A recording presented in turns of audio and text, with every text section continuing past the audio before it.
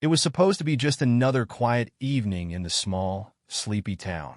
The kind of place where nothing ever happens, where the most exciting part of the day might be a neighbor's dog barking at a passing squirrel. But on this particular night, that same barking dog became the start of something no one could have predicted. The dog, an old golden retriever named Max, was loved by everyone in the neighborhood. He had a knack for sensing when something wasn't quite right, and tonight, he wouldn't stop barking. Not at squirrels, not at passing cars, but at something far stranger.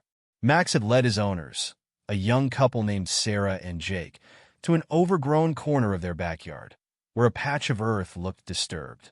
At first, they thought it might be a buried toy or maybe a raccoon hiding out, but Max's frantic digging told a different story.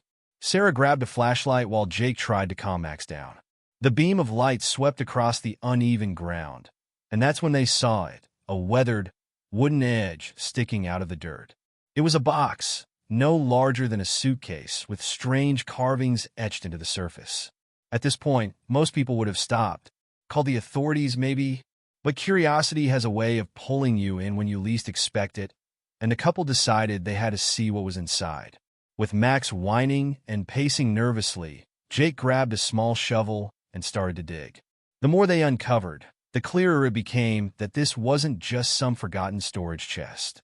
It was a coffin, an old, weathered coffin, hidden right beneath their feet for who knows how long. By now, Sarah's heart was racing. "Do you think this could be?" she started to ask, but the words caught in her throat. Jake didn't answer. He was too focused on the task at hand, his fingers trembling as he brushed dirt away from the lid. The carvings on the coffin were intricate, but strange, symbols neither of them recognized. And then there was Max. The dog, who had always been brave and calm, was now trembling, letting out low, uneasy growls as he backed away from the scene. It was almost as if he sensed something they couldn't. Sarah glanced at Jake nervously. "Maybe we should wait. Call someone," she said, but Jake shook his head. "We've come this far," he replied. "We need to know what's inside." With one final tug, the lid came loose. The hinges groaned, echoing through the night like some eerie soundtrack to a horror film. But this wasn't a movie. This was real, and what they found inside left them speechless. There, lying perfectly preserved despite the passage of time, was, inside the coffin lay something that defied explanation. It wasn't a body, as Sarah and Jake had feared, or perhaps expected. Instead, nestled in the worn interior was a bundle wrapped in what looked like aged, darkened cloth. The fabric had an almost oily sheen to it, as though it had been soaked in something over the years. A faint, metallic scent wafted from it, making Sarah wrinkle her nose. For a moment, neither of them said anything. They just stared. "What is that?" Sarah whispered, her voice barely audible over the rustling of leaves in the night breeze. Jake reached out cautiously, his hand hovering over the strange bundle. "I don't know," he murmured, his curiosity outweighing his growing sense of dread. Max let out a sharp bark behind them, startling them both. The dog was pacing furiously now, his movements quick and erratic, as if he wanted nothing more than to get as far away from the coffin as possible. "Jake, stop," Sarah said, grabbing his arm. "This feels wrong. We shouldn't even be touching this thing." Jake hesitated, glancing between her and the bundle. "We can't just leave it like this," he said, his voice low but firm. "What if it's important? What if someone buried it here for a reason?" Sarah wanted to argue, but a part of her was just as curious. What was this thing, and why had Max been so desperate to find it? Against her better judgment, she let go of Jake's arm and stepped back. With slow, deliberate movements, Jake lifted the bundle out of the coffin. It was heavier than it looked, and as he placed it gently on the ground, they could both hear something shifting inside. A soft clinking noise, like glass or metal, came from within the folds of fabric. Jake and Sarah exchanged uneasy glances, their breath visible in the cold night air. "Let's open it," Jake said, his voice steady but tense. Sarah hesitated again, but her curiosity had reached a tipping point. She crouched beside Jake, and together they began to unwrap the bundle. Layer by layer, the fabric revealed more of its contents. At first, it seemed like nothing but old, dusty material. But then, something glimmered in the moonlight, a small, ornate box made of silver, tarnished and scratched with age. It was covered in the same strange symbols as the coffin, and its latch was sealed tightly. "What do you think's inside?" Sarah asked, her voice barely above a whisper. "I don't know," Jake said, running his fingers over the box's surface. "But whatever it is, someone went through a lot of trouble to keep it hidden." Sarah glanced around nervously. The night suddenly felt darker, the silence heavier. "What if we're not supposed to find this?" she said, her words laced with unease. "What if it's dangerous?" Jake didn't answer. He was too focused on the box, his fingers searching for a way to open it. As he fiddled with the latch, Sarah couldn't shake the feeling that they were being watched. The shadows around them seemed to shift and stretch, and every small sound made her jump. Even Max, usually so brave, had retreated to the porch, his eyes fixed on the scene with a look of pure unease. Finally, with a soft click, the latch gave way. Jake paused, looking up at Sarah as if to say, "Are you ready for this?" She nodded, though her heart was pounding so loudly she was sure he could hear it. He lifted the lid. Inside the silver box was something unexpected, a collection of small, delicate objects. There was a pocket watch, its face cracked but still faintly ticking. Beside it lay a ring with a deep red gemstone, and a photograph, black and white, faded with time. The photo showed a young woman, her expression somber, standing in front of what looked like an old farmhouse. Behind her, barely visible, was the silhouette of a man standing in the shadows. "Who are they?" Sarah asked, picking up the photo carefully. Jake shook his head. "I have no idea, but this feels personal." Sarah studied the woman's face, trying to imagine who she might have been and what her connection to all of this could be. "Do you think this is some kind of keepsake box? Like, someone buried it here to remember them?" "Maybe," Jake said, though his tone suggested he wasn't convinced. His eyes were drawn to the pocket watch, its faint ticking strangely hypnotic. But why bury it in a coffin? And why all the symbols? As they examined the items, a strange feeling settled over them. It wasn't fear exactly, but a heavy sense of unease, like they had stumbled onto something they weren't meant to find. Sarah couldn't shake the thought that there was more to this story, something hidden just out of reach. "Jake," she said finally, her voice trembling slightly, "I think we should put it back. All of it. Whatever this is, it's not ours to take." Jake hesitated, torn between his curiosity and the growing weight of Sarah's concern. "Maybe you're right," he said, though he sounded reluctant. "But don't you want to know more? Who these people were? Why this is here?" "Of course I do," Sarah said. "But not like this. Not in the middle of the night, with Max acting like he's seen a ghost." As if on cue, Max let out another sharp bark, his body tense and his ears pinned back. Sarah's stomach dropped. Something was wrong. She could feel it. "Okay," Jake said, standing up and brushing the dirt off his hands. "Let's put it back. We'll figure out what to do tomorrow." Together, they began to rewrap the bundle, their movements quick and uneasy. But as they placed it back into the coffin and started to lower the lid, a sudden noise froze them in their tracks. It was faint at first, like the sound of distant footsteps crunching on gravel. But it grew louder, closer, until it seemed to echo all around them. Sarah's heart raced as she turned to Jake, her eyes wide with fear. "Did you hear that?" she whispered. Jake nodded, his face pale. "Someone's here," he said, his voice barely audible. They both turned toward the shadows, their eyes straining to see what was out there. But the darkness revealed nothing, just the faint rustling of leaves and the steady thrum of their own racing hearts.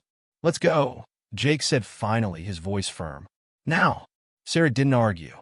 Grabbing Max's leash, she and Jake hurried back toward the house, leaving the coffin half buried in the ground. As they stepped onto the porch, Sarah glanced back one last time. The backyard was still, silent, as if nothing had happened. But deep down, she knew better. Whatever they had uncovered that night wasn't just an old, forgotten secret. It was something far stranger and far more dangerous. And though they didn't know it yet, this was only the beginning. The rest of the night was restless for Sarah and Jake. They had managed to bury the coffin again, but neither of them could shake the feeling that they had disturbed something that was better left alone. Every creak of the house and rustle of wind outside made Sarah jump, and Max refused to leave her side, his usual playful demeanor replaced with anxious pacing. Jake sat by the kitchen table, staring at the photograph they'd taken from the silver box, the expression on his face unreadable. "Jake, you're still thinking about it, aren't you?" Sarah asked softly, sitting down across from him. She could see the tension in his shoulders, the way he drummed his fingers against the table. "How can I not?" he replied, his voice low. "That woman in the picture. There's something about her. I feel like I've seen her before." Sarah frowned. "How would you have seen her? That photo has to be decades old. Maybe more." "I don't know," Jake said, shaking his head. "But the way she's looking at the camera, it's like she's trying to say something. Like she wants us to know something." Sarah leaned in, studying the photograph again. The woman's face was haunting in its stillness, her eyes sharp and intense, even in black and white. Behind her, the shadowy figure of the man lingered, his features too blurred to make out. "What about the guy in the background?" Sarah asked. "Do you think he has something to do with all this?"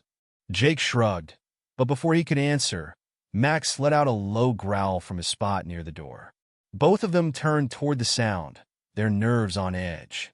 The dog was staring intently out the window, his ears pinned back. "What is it, boy?" Jake asked, standing up. He walked over to the window and peered outside, but the backyard was empty, bathed in the faint glow of the moon. "Probably just a raccoon," he muttered, but the unease in his voice was clear. Sarah didn't believe it was just a raccoon. The air felt too heavy, too still. She hugged her arms around herself, trying to shake the growing sense of dread. "Maybe we should call someone," she said. "The police or, I don't know, a historian or something. Someone who can tell us what those symbols mean." Jake nodded slowly. "Yeah, maybe, but I don't think this is the kind of thing the police are going to care about.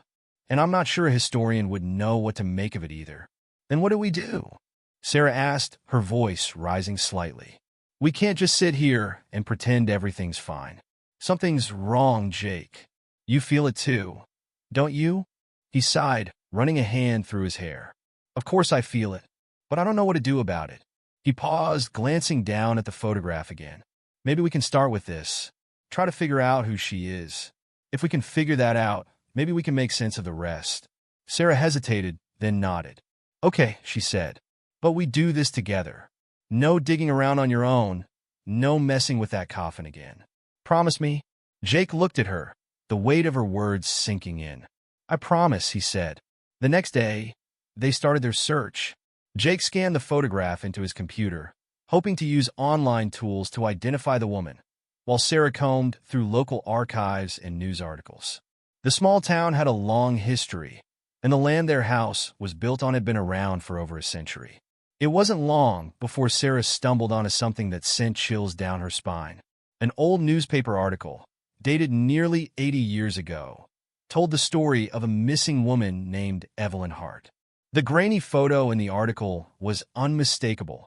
It was the same woman from their photograph.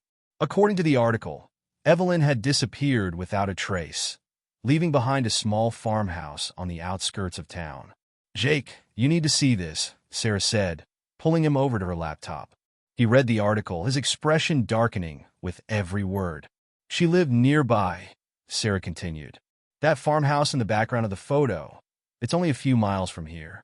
What if she's connected to the coffin? What if she's the one who buried it?"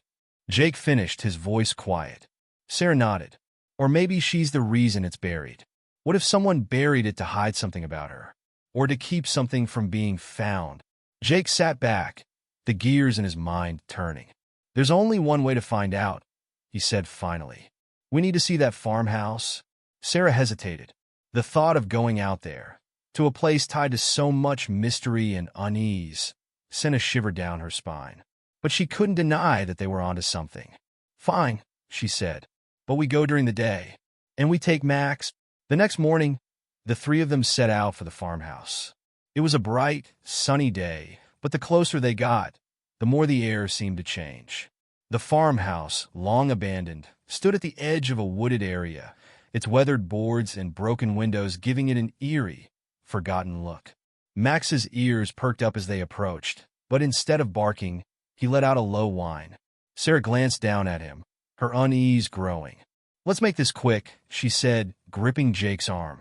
They stepped onto the creaking porch, the wood groaning under their weight. The front door was slightly ajar, and Jake pushed it open with a soft creak. Inside, the air was stale, filled with the scent of dust and decay. Old furniture lay scattered and broken, and faded wallpaper peeled from the walls. As they moved through the house, Sarah couldn't shake the feeling that they weren't alone. Shadows seemed to flicker in the corners of her vision, and every creak of the floorboards sounded too loud, too deliberate. In one of the upstairs rooms, they found something that stopped them cold. Scrawled across the walls in faded, uneven handwriting were the same strange symbols that had been carved into the coffin and the silver box. "What does it mean?" Sarah whispered, her voice barely audible. Jake didn't answer. His eyes were fixed on something else, a small, dusty book lying open on the floor. He picked it up carefully, flipping through the pages. It was filled with more of the strange symbols, along with notes and sketches that seemed to depict rituals, instructions, warnings. This isn't just some random thing," Jake said, his voice shaking slightly. "This is deliberate. Someone was trying to do something here." Sarah's heart pounded as she stared at the symbols on the wall. "Jake," she said, her voice trembling, "I think we need to leave. Now." Jake nodded, clutching the book tightly. But as they turned to go, Max let out a loud, frantic bark. The sound echoed through the empty house, and for a moment, everything went still. Then, from somewhere deep in the shadows, a sound answered. A low, guttural noise that sent chills down their spines. They didn't wait to find out what it was.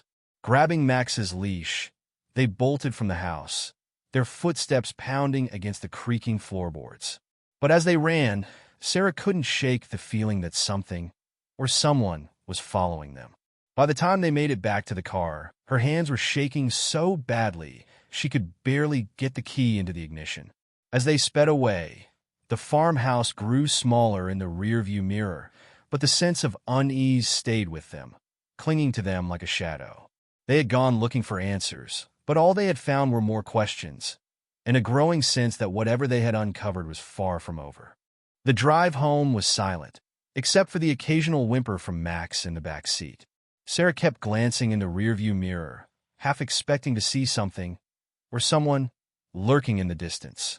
Jake sat with the old book clutched in his lap, his knuckles white as he stared out the window. Neither of them said anything, but the tension in the car was thick, their unspoken fears filling the air. When they got home, the house felt different. The warm, familiar space now seemed foreign, like the shadows in the corners had grown darker and the creaks in the floorboards more deliberate. Max hesitated at the door, his tail low, before darting inside and retreating to his usual spot under the kitchen table. Sarah locked the door behind them, double-checking it before turning to Jake. "What are we even doing, Jake?" she asked, her voice breaking slightly. "We shouldn't have gone there. We shouldn't have taken anything. It feels like we've brought something back with us." Jake didn't respond right away. He placed the book on the table, flipping through the brittle pages. The strange symbols and cryptic notes seemed to pulse with an energy of their own, the faded ink somehow too vivid. He finally looked up at Sarah, his face pale. "We needed to know more, and now we do. Whoever wrote this, they were trying to contain something, or maybe summon it." Sarah's stomach turned at the thought. "Summon what?" she asked, her voice barely above a whisper. Jake shook his head. "I don't know. But these symbols, the rituals, they're not random. They're part of something bigger. And I think Evelyn was involved." "Evelyn?" Sarah repeated, feeling a chill run down her spine. "You think she what?" "She did all this. Or maybe she was trying to stop it," Jake said, his voice firm. "That photo, the way she's standing there, it's like she knew. Like she was trying to leave a message for someone to find." Sarah didn't know what to say. She felt like they were spiraling deeper and deeper into something they didn't understand, something they weren't meant to understand. "We should take it all back," she said finally. "The book, the photo, the box, everything. We need to put it all back where we found it and walk away." Jake frowned, his brow furrowing in thought. And if that doesn't stop it, if putting it back doesn't fix whatever we've started, then we call someone, Sarah said firmly. I don't know who, but someone. We can't do this alone, Jake. Before he could respond, the lights in the kitchen flickered. Both of them froze, their eyes darting to the overhead bulbs as they dimmed, then brightened, then dimmed again. Max let out a low growl from under the table, his ears pinned back. A strange, cold breeze seemed to sweep through the room, even though all the windows were closed. Jake, Sarah whispered, her voice trembling. What's happening? Jake stood up slowly, his eyes scanning the room. I don't know, he said, his voice tense. But we need to stay calm. The flickering stopped as suddenly as it had started, leaving the room in an eerie stillness. But before they could even begin to process what had happened, a loud thud echoed from upstairs. It was heavy and deliberate, like something or someone had fallen or been dropped. Sarah's heart raced as she looked at Jake. That sounded like it came from our room, she said, her voice barely audible. Jake nodded, his face pale. Stay here, he said, grabbing a flashlight from the counter. Jake, no, Sarah protested, grabbing his arm. We don't know what's up there. What if it's dangerous? I can't just ignore it, Jake said, his voice firm. I'll check it out. Stay here with Max. Reluctantly, Sarah let him go, her stomach churning with fear. She watched as he made his way up the stairs, each creak of the wood echoing through the silent house. Max whined softly, pressing against her leg as she stood frozen in the kitchen. Jake reached the top of the stairs and shone the flashlight down the hallway. Everything looked normal at first, but the thud had been so loud, so unmistakable. He approached their bedroom door, which was slightly ajar, and pushed it open slowly. The room was empty, just as they'd left it. The bed was unmade, and clothes were scattered across the chair in the corner. But something felt off. The air was colder here, and the faint metallic scent they'd noticed at the coffin seemed to linger.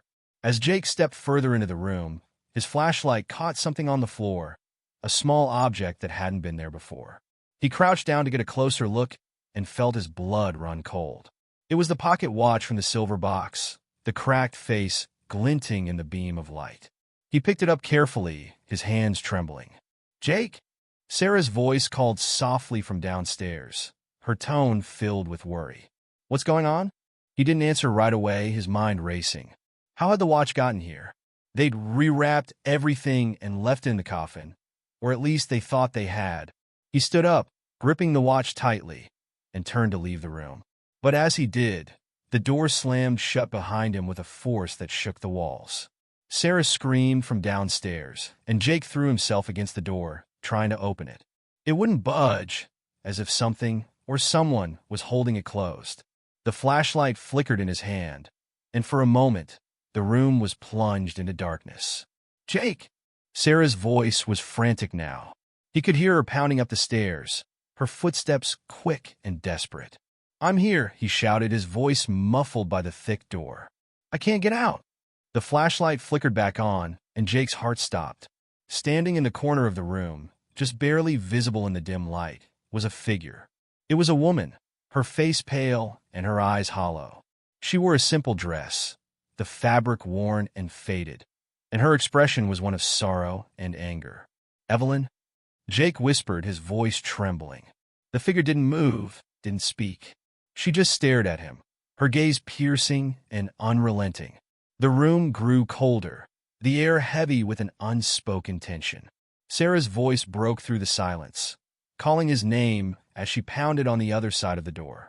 Jake, open the door, please. Jake tore his eyes away from the figure and threw himself against the door again. This time, it gave way, nearly sending him tumbling into the hallway. Sarah caught him, her eyes wide with fear as she looked past him into the room. What happened? She asked, her voice shaking. Are you okay? Jake turned back to the room, but it was empty. The figure was gone, and the cold, oppressive air had lifted. He looked down at the pocket watch still clutched in his hand, his mind racing. We're not safe here, he said finally, his voice low and firm. We need to leave. Now. Sarah didn't argue. She grabbed Max, and the three of them rushed out of the house, the weight of the night's events pressing down on them. But even as they drove away, Jake couldn't shake the feeling that they hadn't escaped. Whatever they had uncovered, whatever they had awakened, it wasn't finished with them yet. The road stretched out ahead of them, the silence in the car heavy and tense. Sarah clutched Max tightly in her lap, her hands trembling as she stroked his fur for comfort. Jake gripped the steering wheel, his knuckles white as he stared straight ahead. Neither of them spoke, the events of the last hour weighing down on them like a physical force. "What now, Jake?" Sarah finally whispered, breaking the silence. Her voice was barely audible, as if she was afraid of what the answer might be. Jake didn't reply right away. His mind was racing, trying to make sense of what had happened. The figure in the room, the watch appearing out of nowhere, the symbols, they were all connected somehow, but the pieces didn't fit together. "Not yet. We need to figure out what we're dealing with," he said at last, his voice low and steady. "This isn't random, Sarah. Someone, or something, wants us to know something. And until we understand what it is, we can't stop it." Sarah shook her head, her eyes wide with fear. "How can you say that? Jake, we've already gone too far. Whatever this is, it's dangerous. We should be running away, not trying to figure it out." Jake glanced at her, his expression resolute. "If we run, it'll follow us. You felt it too, didn't you? Whatever's happening, it's not just tied to the house. It's tied to us now." Sarah's stomach churned at his words. Deep down, she knew he was right. The eerie presence, the strange occurrences, they felt personal, like they were being watched, tested. But the thought of facing it head-on terrified her. Before she could respond, the car's headlights flickered. Jake frowned, tapping the dashboard. "What the?" he muttered, but the lights dimmed again, this time accompanied by a strange noise. It was a low, rhythmic hum, barely audible at first, but growing louder. "Do you hear that?" Sarah asked, her voice trembling. Jake nodded, his eyes scanning the road ahead. The sound seemed to be coming from everywhere and nowhere at once, vibrating through the air. Suddenly, the car sputtered, and the engine cut out, leaving them coasting to a stop on the side of the road. Jake swore under his breath, turning the key in the ignition, but the engine refused to start. The hum grew louder, more insistent, and Max let out a low growl, his ears pinned back. "Jake, what's happening?" Sarah asked, her voice rising with panic. "I don't know," he said, his voice tense. "But we need to stay calm." Before he could say anything else, the hum abruptly stopped. The silence that followed was deafening, pressing down on them like a weight. Jake and Sarah exchanged a glance, their breath shallow. Then, out of the darkness, a figure appeared. It was standing in the middle of the road, illuminated by the faint glow of the moon. At first, it was hard to make out any details, but as their eyes adjusted, the figure became clearer.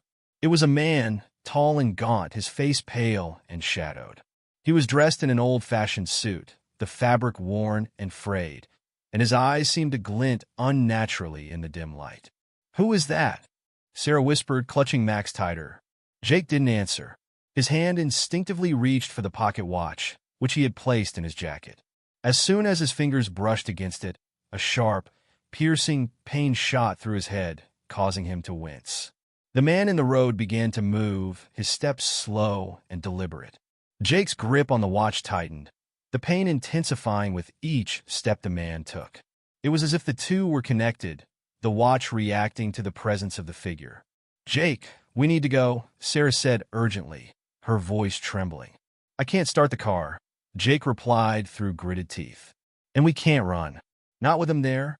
The man stopped a few feet from the car, his eyes fixed on Jake. He raised a hand slowly, pointing directly at him.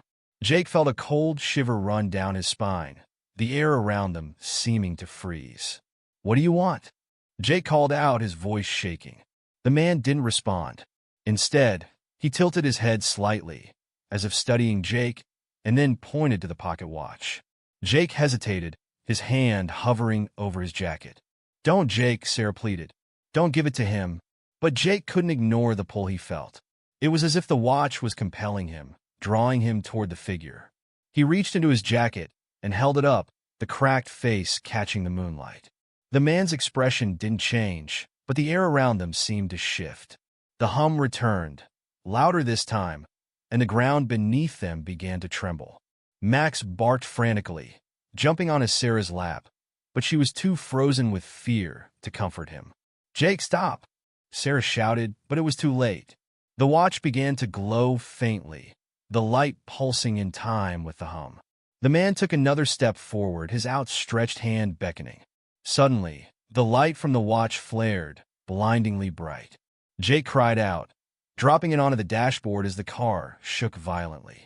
Sarah shielded her eyes, her heart pounding in her chest. And then, just as suddenly as it had started, everything stopped. The hum, the light, the trembling ground, it all vanished, leaving them in an eerie stillness. Jake and Sarah blinked, their vision adjusting to the darkness once again. The man was gone. "Where did he go?" Sarah asked, her voice barely a whisper. Jake didn't answer. His eyes were fixed on the pocket watch, which now lay on the dashboard, its face completely intact. The crack was gone, the metal polished and gleaming as if it were brand new. "What just happened?" Sarah asked, her voice trembling. Jake picked up the watch carefully, turning it over in his hands. "I don't know," he said, his voice hollow.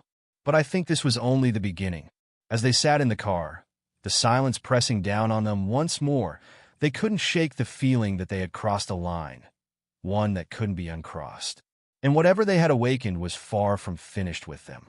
The car sat still on the side of the road, the only sound coming from the faint rustling of leaves in the night breeze. Jake and Sarah stayed frozen in their seats, the weight of what had just happened pressing down on them. Max whined softly in Sarah's lap, his body trembling as he tucked his head under her arm. It felt like time had stopped, like the world outside had shifted into something unrecognizable. Jake finally broke the silence, his voice rough. "I don't think we're safe yet." He stared at the pocket watch in his hand, its pristine surface glinting faintly in the moonlight. It felt warm, almost alive, as if the events of the last few minutes had charged it with something otherworldly. Sarah shook her head, her face pale. "Jake, please. We have to get rid of it. This thing, it's not meant to be with us." Her voice cracked, and tears welled in her eyes. "Whatever's happening, we're in way over our heads." Jake wanted to agree, but something in the back of his mind held him back. It wasn't just fear anymore, it was curiosity. That strange, magnetic pull he felt toward the watch refused to let go. He knew Sarah was right. Keeping it was dangerous, but he couldn't shake the feeling that they hadn't reached the end of the mystery. "We can't just throw it away," Jake said finally, his voice quiet but firm. "It's connected to everything that's happened. If we leave it out here, what if someone else finds it? What if—" He trailed off, the possibilities too unsettling to finish. Sarah wiped her eyes, taking a shaky breath. "Then what do we do? Because we can't keep living like this, Jake. The shadows, the noises, the man. It's too much." Jake thought for a moment, turning the watch over in his hands.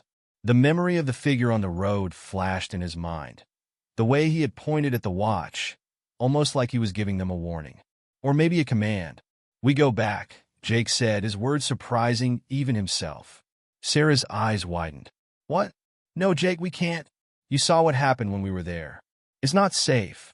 We barely made it out the first time." Jake met her gaze, his expression resolute. "I think that's the point. This all started there, at the coffin at Evelyn's grave. I think the only way to end it is to go back, to put everything back where it belongs." Sarah's lips trembled as she stared at him. She wanted to argue, to tell him how insane it sounded, but deep down, she knew he was right. The pull wasn't just on Jake, it was on her too. The answers, whatever they were waiting for them at the cemetery. The drive back was silent, the atmosphere heavy with dread. Even Max seemed to sense the weight of what was happening, staying curled up quietly in the back seat. The winding road seemed longer this time, the shadows stretching further as the night grew darker. When they finally reached the cemetery gates, the air felt colder, heavier, like it was holding its breath in anticipation. Jake parked the car, and they sat for a moment, neither of them moving. Sarah's hands gripped the edges of her seat, her knuckles white. "Are we really doing this?" she whispered. Jake nodded, his jaw tight. "We have to." They stepped out of the car, the crunch of gravel under their feet breaking the eerie silence. Max followed reluctantly, his tail low and his ears pinned back. They made their way through the rows of gravestones, the beam of Jake's flashlight cutting through the darkness. The path felt familiar now, every step bringing them closer to the coffin they had disturbed. When they reached it, the sight stopped them in their tracks. The coffin, which they had left closed, was now slightly ajar. The silver box they had taken was sitting on top, its lid open. Sarah's breath caught in her throat, and Max let out a low growl. What does this mean?" Sarah whispered, her voice barely audible. Jake stepped closer, his hands trembling as he placed the pocket watch back into the silver box. As soon as he did, the air around them seemed to shift. A soft breeze swept through the cemetery, carrying with it the faint scent of something floral, like lavender. And then they saw her. Evelyn. She stood a few feet away, her figure faint and translucent, like a reflection in water. Her eyes, filled with a mixture of sadness and gratitude, locked onto Jake and Sarah. She raised a hand slowly, pointing to the box. Jake felt his heart race as he looked at her, the weight of the moment overwhelming. "I think she's telling us to close it," Sarah said, her voice trembling. Jake nodded, his throat tight. He reached for the lid of the silver box and carefully closed it. The moment the lid clicked shut, Evelyn's figure began to fade. The air grew warmer, lighter, and the oppressive feeling that had surrounded them lifted. Evelyn's expression softened into a faint smile before she disappeared completely. For a long moment, neither of them spoke. The silence of the cemetery felt different now, calm, almost peaceful. "She's gone," Sarah said softly, her voice filled with relief and sadness.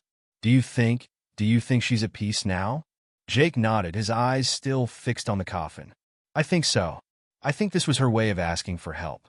And we gave it to her." They stood there for a while, letting the weight of the experience settle. Eventually, they made their way back to the car, the sense of dread replaced by a quiet calm. Max trotted beside them, his tail wagging slightly, as if he too felt the change. The drive home was different. The tension that had hung over them for days was gone, replaced by a sense of closure.